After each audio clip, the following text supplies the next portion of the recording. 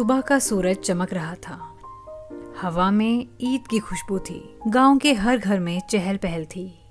कोई नए कपड़े पहन रहा था, कोई सेवइयां बना रहा था और बच्चे तो खुशी से फूले नहीं समा रहे थे।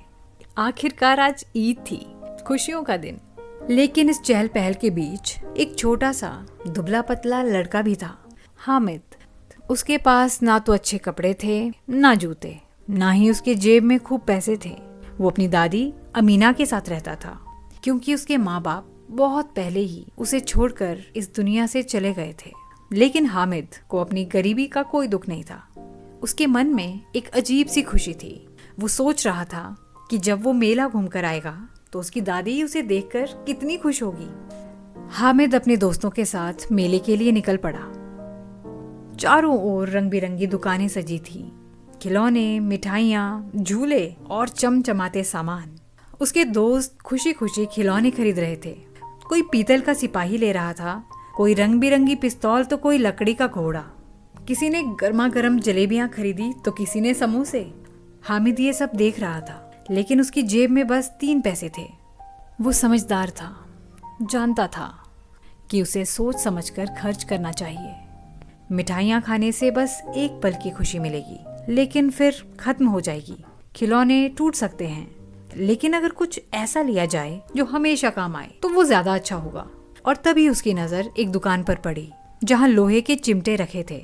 अचानक उसे याद आया, जब उसकी दादी तवे पर रोटियां बनाती हैं तो कितनी बार उनका हाथ जल जाता है। वो सोचने लगा, अगर वो चिमटा खरीद ले तो उसकी दादी का हाथ नहीं जलेगा। ये ख्याल आते ही उसने बिना एक पल सोचे मुस्कुराते हुए 3 पैसे झट से अपनी जेब से निकाले, दुकानदार को दे दिए और चिमटा खरीद लिया। जब हामिद अपने दोस्तों के पास पहुंचा तो सब उसे देखकर हंस पड़े। अरे, तूने मिठाइयाँ नहीं खरीदी, कोई खिलौना भी नहीं लिया, ये क्या उठा लाया बे? चिमटा। बच्चे हंस हंस कर उसका मजाक उड़ाने लगे, लेकिन हामिद मुस्कुराता रहा। उसने खिलौनों की तरफ इशारा किया और बोला, तुम्हारे ये खिलौने थोड़ी देर में टूट जाएंगे, लेकिन मेरा चिमटा सालों तक चलेगा।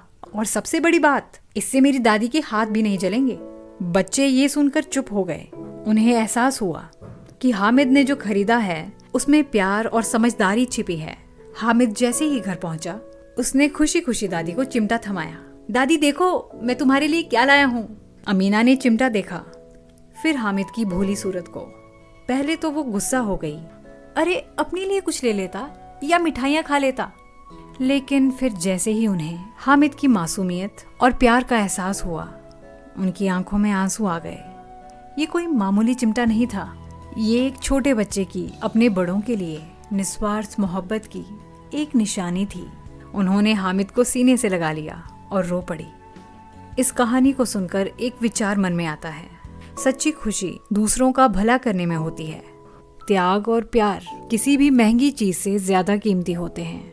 बच्चों की मासूम सोच में भी गहरी समझदारी छिपी होती है। संवेदनशीलता और जिम्मेदारी उम्र से नहीं, दिल से आती है।